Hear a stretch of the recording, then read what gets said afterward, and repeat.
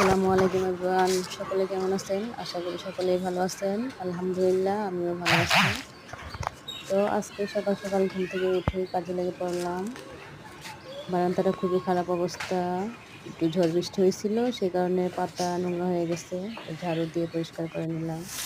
প্রত্যেকটা মেয়েরই ঘুম থেকে ওঠার পর কিছু না কিছু কাজ, প্রত্যেকটা মেয়েরই সকালবেলা ঘুম থেকে উঠে কাজ দিয়ে শুরু করতে হয়। এটাই মেয়েদের জীবন। আর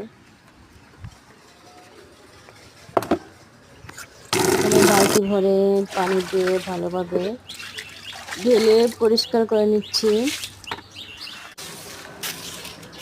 পানি ঢেলে ঝাড়ু দিয়ে ভালো করে পরিষ্কার করে নিচ্ছি। কাজ শেষ করে আবার দুপুরে রান্নার জন্য রেডি করতে হবে।